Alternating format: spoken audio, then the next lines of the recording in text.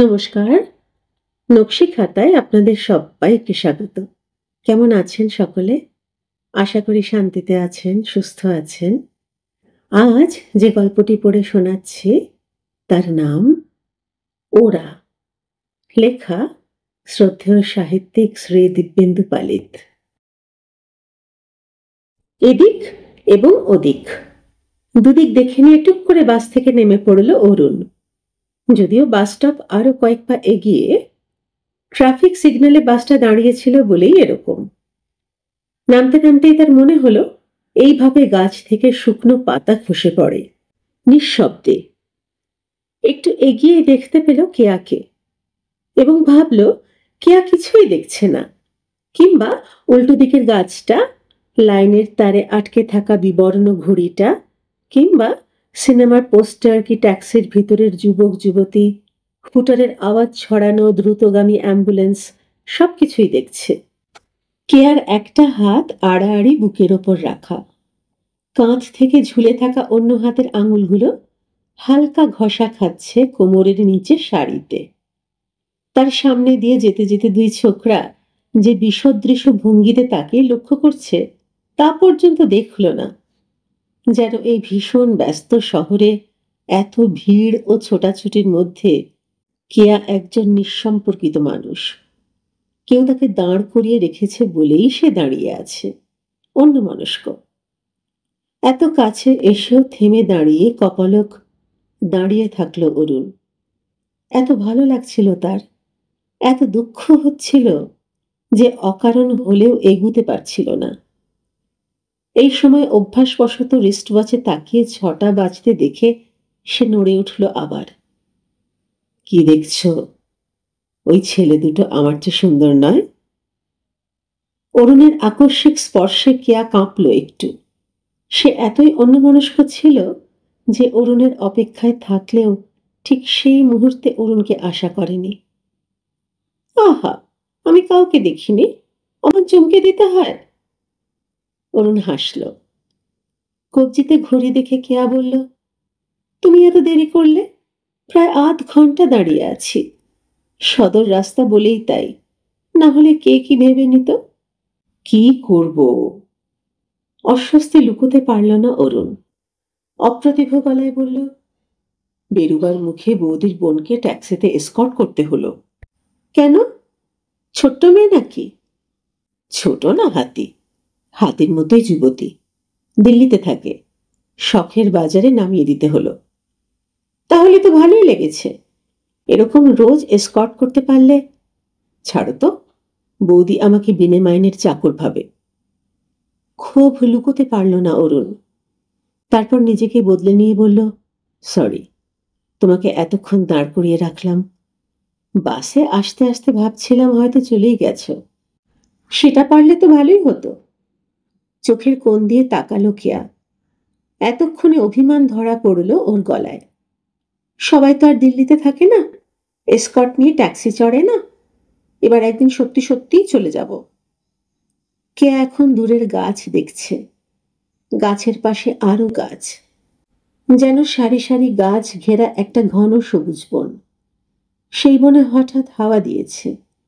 Care কপালে চুল উড়ল, একটুবার শাড়ির আঁচলও। অরুণের মনে হলো চুল নয়, আঁচলও নয়, কেয়াই উড়ছে। অরুণের ঠোঁটের হাসিটা কেয়ার ঠোঁটের ভাঁজে কাঁপতে লাগলো। অরুণ বলল, চলো যাই। চলো। প্রায় অরুণের গায়ে গায়ে হয়ে অরুণের পাশাপাশি মাঠের দিকে হাঁটতে লাগলো কেয়া। কত বড় লাগছে মাঠটাকে। বর্ষার জল এবং হাওয়া পেয়ে ঘাসগুলো যতই সরু ততই ঘন। ঘাসে কেয়ার পা ডুবেই যাচ্ছিল। এখন যদিও বৃষ্টি নেই, শেষ বেলার রোদ্দুরের তাপও নেই কোনো। তাদের একটু আগেই প্যারাম্বুলেটর ঠেলে এগোচ্ছে এক আয়া। চকিত ভাবনায় কেঁপে উঠল কেয়া। অরুণকে বলা যাবে না, বরং হাঁটতে হাঁটতে একদিন তারা এই মাঠের ঘাস মাটিতেই ডুবে যাবে, আর ফিরবে না। এইরকম ভাবা ভালো। কেয়া হেসে ফেলল এবং ভাবল, প্যারাম্বুলেটর কি দোষ করল? তুমি আসছো না দেখে ভাবল আর এলে না। লোকগুলো যা তাকায়, দেরি করা কিন্তু তোমার অভ্যেসে দাঁড়িয়েছে। সরি, অস্ফুট গলায় বলল অরুণ। হুম? ঘাড় ফিরিয়ে অরুণের দিকে তাকালো কেয়া। অরুণ বলল, দুঃখিত। হ্যাঁ, ওই বলেই। কেয়া কিছু বলতে গিয়েও থেমে গেল। অরুণের চটিতে খড়ের টুকরো আটকে গেছে। অরুণ অস্বস্তি বোধ করছে, কিন্তু কি হয়েছে বুঝতে পারেনি এখনো। পা তুলে ট্রাউজার্স ঝাড়ল একবার। হাসির ব্যাপার নয়, তবু খুক খুক করে হাসল কেয়া। অরুণ প্রথমে কেয়ার হাসি দেখল, তারপর নিচু হয়ে খড়কুটো সরিয়ে ফেলল। কেয়া বলল, অনেকটা এলাম, আর কত দূর? চলো ওইখানে বসি। না না, আরো দূর। অরুণ কেয়াকে বসতে দিল না। কিন্তু সন্ধে হয়ে এলো। সন্ধে? এরই মধ্যে?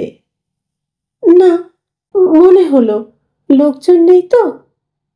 কেয়া ডান পাশে ছিল, বাঁ পাশে এলো। তারপর বলল, আজ গোড়া থেকে এরকম দেখছি, লোকজন নেই কেন? কেন? আমি? হ্যাঁ, তুমি আছো, কিন্তু। ও, আমি লোক বা জন কোনোটাই নই। অরুণ এমন ভঙ্গি করলো যে কেয়া না হেসে পারল না। মাঠটা এইখানে বেশ নির্জন। একটু একটু সন্ধ্যের ছায়া ছড়াতে আরো নির্জন লাগছে। তেমন গাছ নেই, ঘাসগুলো সব সমান, উঁচু নিচু নয়। দূরের রাস্তা দিয়ে সোজা ও উল্টো দিকে মোটর, ট্যাক্সি আর গাড়িগুলো ছুটছে। কোনোটার আবার আলো জ্বালানো। কোনটা সোজা দিক, কোনটাই বা উল্টো।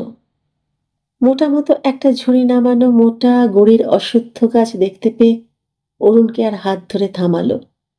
চলো ওই গাছের আড়ালে বসি, বেশ নিরিবিলি। অরুণের চোখের দিকে তাকিয়ে কেয়া একটু কাঁপল। রং ময়লা, না হলে মুখের আভা ধরা পড়ত। কেয়া যেন সাড় পাচ্ছিল না। একটু থেমে, একটু ভেবে, একটু হেসে বলল, চলো। পকেট থেকে আধ ময়লা কোঁচকানো রুমালটা বের করে মাটিতে পাতল অরুণ। তার উপর বসল। অশ্বত্থ গাছের একটা পুরো শিকড়ের উপর বসল কেয়া। তারপর সোজা তাকিয়ে যত দূর পারল দৃষ্টি ছড়িয়ে দেখল। পায়ের কাছ থেকে একটা ঢিল তুলে একটা কাঠ বিড়াল তাড়ালো অরুণ। ওর দিকে তাকিয়ে কেয়া হাসল, যেন অনেকদিন পরে হঠাৎ দেখা। নাকের পাটা ফুলে কলকে ফুলের মাথার মতো হলো। কেয়ার অমন হাসি অরুণের কাছে খুব স্বাভাবিক নয়। দেখল শাড়িটার আঁচল টেনে ভালোভাবে শরীর ঢাকছে কেয়া, যেন শীত করছে। অরুণ চোখ ফিরিয়ে নিল। শ্রাবণ মাস, তবু আজকের আকাশটা বেশ পরিষ্কার। যদিও ছাই রঙের ছোট ছোট মেঘ রয়েছে। যেদিকটা ছায়া ছায়া, ঠিক তার উল্টো দিকে মেঘের পাশে পাশে পাড় বুনেছে উজ্জ্বল রোদ। ওটা বোধহয় পশ্চিম দিক।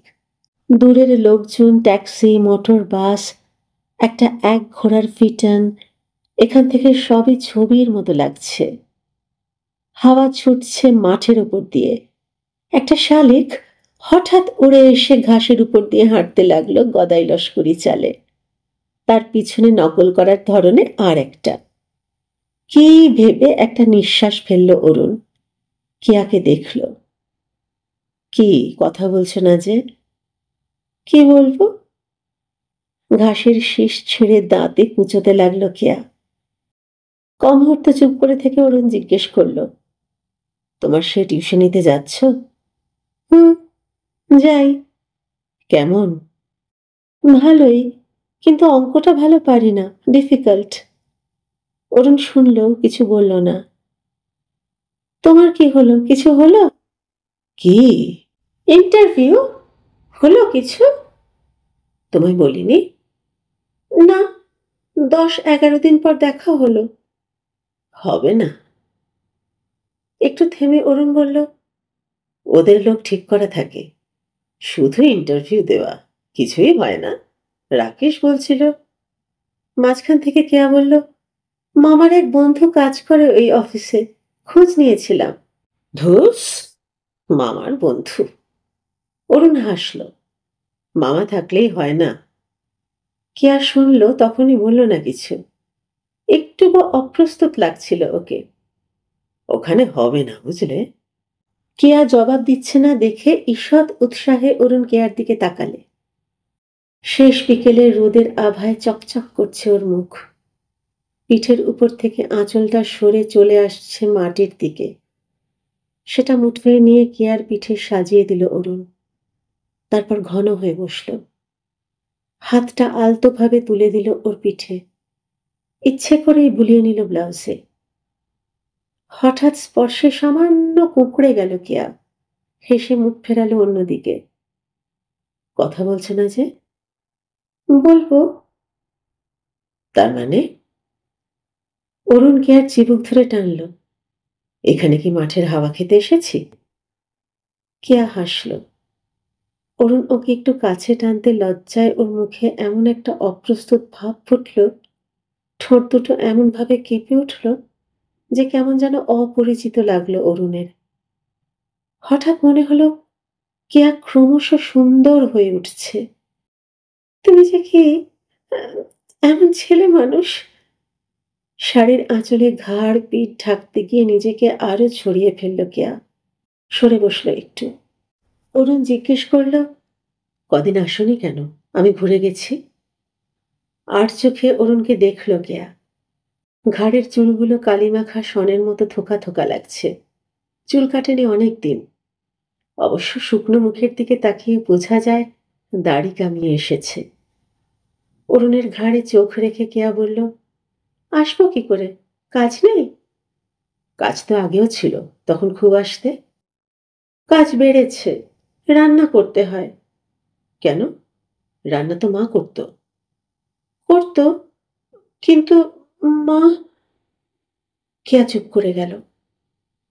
ছায়া আগের থেকে ঘন হতে জোর বেড়েছে হাওয়ায়। অরুণের নিঃশ্বাস পড়ল। ওর মুখে চোখ রেখে চোখ নামিয়ে নিল কেয়া। কি? মার আবার বাচ্চা হবে। সে কি? অরুণ এমনভাবে কথাটা উচ্চারণ করলে যে কেঁপে উঠল কেয়া। হাসছে না অথচ হাসছে, এরকম একটা চাপা ভাব ছড়িয়ে পড়ল তার মুখে। অরুণ হাসল। কজন হলো সব শুদ্ধ? 1 ডজন? যা, বলোই না। জানি না, অসভ্য। কপলক কেয়াকে দেখে সে কতখানি বিব্রত। মুখ ফিরিয়ে নিল অরুণ। ভালো, তোমার মার বাহাদুরি আছে বলেই বলল অরুণ, নাকি বাহাদুরিটা বাবার? আর কিছুক্ষণের মধ্যে শেষ হয়ে যাবে বিকেল। দূরের রোদ্দুরে ছায়া ঘনালো হঠাৎ। কেয়ার মুখ থমথমে। আমার ভালো লাগে না। কি? এই তো, এই সব। 6 জন ছিলাম, তার উপর আরো একজন। মন্দ কি? না, ওই তো 2টো ঘর, ওই তো রোজগার। বাবা মরলে কে কোথায় দাঁড়াবো? দুপুরে সব দিক ফাঁকা হয়ে গেলে দিদি একা দাঁড়িয়ে থাকে জানলায়। কার যে অপেক্ষায়! একদিন হঠাৎ দেখে ফেলেছিলাম, জল গড়াচ্ছে চোখ দিয়ে। বড় করে নিঃশ্বাস ফেলল কেয়া। বলল, আমার পরেও আছে একজন, ভাবলে ভয় করে। ভেবো না, ভেবে লাভ নেই। অরুণ কেয়াকে সান্ত্বনা দিতে চাইল। যেটুকু হাওয়া ছিল হঠাৎ বন্ধ হয়ে গেল যেন। বলার কথাগুলো আটকে যাচ্ছে গলায়। এক অস্বস্তিকর যন্ত্রণার মধ্যে বসে থাকলো কেয়া আর অরুণ। শোনো। অনেকক্ষণ পর অরুণ ডাকল। কেয়া শুনল না। হাত বাড়িয়ে কেয়ার একটা হাত টেনে নিল অরুণ। কেয়া কিছু বলল না। অমন গম্ভীর কেন? জানি না। আরো ঘন হয়ে অরুণ বলল, একটা কথা বলবো? কি? একটা চুমু খেতে দেবে? কি? সোজাসুজি অরুণের চোখে তাকালো কেয়া। একটা চুমু। অরুণ হাসল। অসভ্য, যখন তখন শুধু। কেন, কি হয়েছে? অরুণ কেয়ার হাত চেপে দিল। দ্রুত দৃষ্টিতে আশপাশটা দেখে নিয়ে নিশ্চিন্ত হলো। কেয়ার মুখটা টসটস করছে, ঠোঁট কাঁপছে। শাড়ির আঁচলটা আবার সরে গেছে জায়গা থেকে। ভীষণ বুক কাঁপছিল কেয়ার। নিঃশ্বাস পড়ছিল জোরে, যেন বুঝতে পারছে না কি করবে। অরুণের কাছে এসেও হাতটা ছাড়িয়ে নেবার চেষ্টা করল কেয়া। অরুণ ছাড়ল না। কি করছো? ছাড়ো। না, বড্ড ভয় করে, তোমরা বোঝো না।